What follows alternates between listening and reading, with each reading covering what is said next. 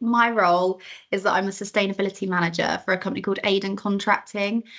We are a groundworks and civil engineering contractor. We're based in Bedford, but we work a lot with the college regarding apprenticeships and sort of getting into roles and then further on in career as well. I always explain with groundworks, everything below the ground. So we're first on site, last off site. So we start with all site clearance, all your excavation, we do all your foundations, drainage, all your services, all your sort of attenuation tanks, all that stuff. And then we finish up, we go to ground level. Someone else would come in, build the building up, but we come back in and do all your hard and soft landscaping. So we're the duration of the project. So we're one of the biggest trades on site. And our role within groundworks is we work in large commercial projects. We work on a lot of government, MOJ projects, quite large scale, brand new schools, prisons, things like that.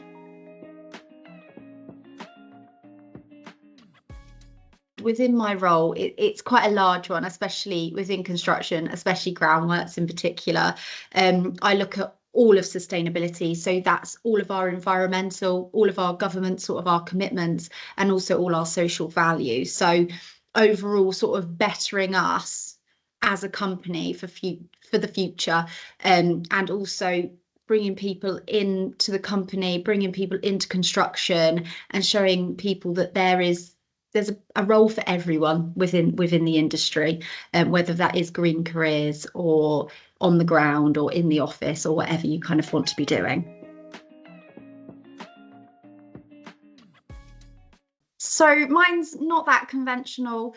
I went to university, I did history and politics, and I didn't really know what I wanted to do when I came out.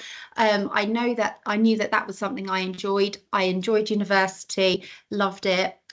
Came out and I just didn't really know what I wanted to do, and I did a couple of different jobs, and I got a call one day, was like, would you like to come for an interview at Aden? And I started and I did admin and accounts. And it wasn't until I was kind of offered further training to then get into this role, I kind of was able. They're really great at kind of allowing you to kind of find out what you want to do, what route you want to take. And I did further training. I've got my IEMA and other environmental qualifications. And now I'm, sustainability manager, and I look after all sustainability for the company and all the environmental and waste for all of our projects. Waste is obviously very high, and keeping that to a minimum. Material usage, the types of materials that we use, the fuel that we use, the type of machinery that we need, that obviously you have to have fuel to operate, and that's your heavy, large scale diggers, dumpers and things like that. There isn't really the electric machinery in place yet, and if there is, it's not really available to a company of our size. So there's all of those sorts of challenges that come. The waste of over ordering, looking after your materials, damage. We're obviously outside in the elements as well, so that comes with challenges.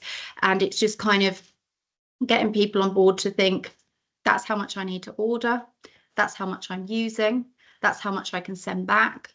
What can go in the skip, what can't go in the skip, what do I need to segregate?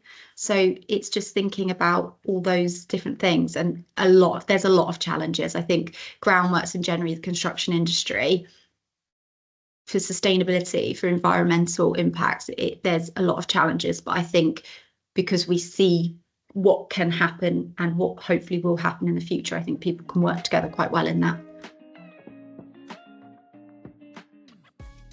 I'm very much on the thing of all small things add up to one large thing. So we do PPE recycling on all of our sites. So that's any PPE that's soiled, ruined or anything that will go in, and it will be collected, and it will be recycled and then made into new stuff. So that's something that we do. We also obviously got which it is law now, but we did it before, but all our segregated bins and segregated skips. We do a lot of material buybacks as well, or collections. We recently did a case study with one of our suppliers where we had pallets. They weren't the pallets that would be returned and reused. They weren't pallet loop or anything like that. They were just pallets that they'd say, they've got no extended use. But actually I was like, they do have a use. So we've worked together for them to come and collect them and then reuse them in their depots. So that's massive amount of waste that has just been eliminated there and then gone back to be reused. We have a lot of social value as well. So moving away from the environment, we have our apprenticeship scheme, our groundworks in the classroom initiative that we have in place, where we kind of take a mock-up of a concrete slab into a classroom and get people involved in that to kind of see the different elements of groundworks and how it works, and maybe if they haven't thought about it before. So there's a lot of initiatives, I think, that we've put in place as a company that will hopefully and does make us more sustainable. I think it's just thinking, do I need to use that? How much do I need to use? Kind of just forward thinking and forward planning.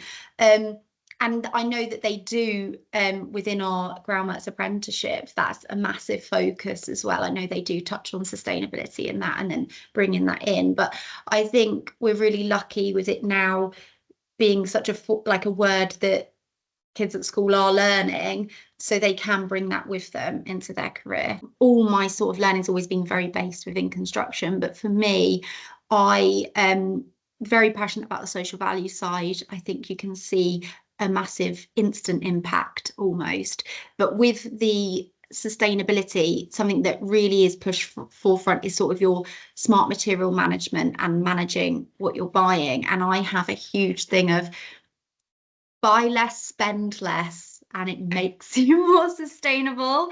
And some people don't think about that, but to me it's obvious. And that's my whole ethos. I would say, well, if we're buying less, we're going to be spending less and we're going to be using less. So that's my little ethos there.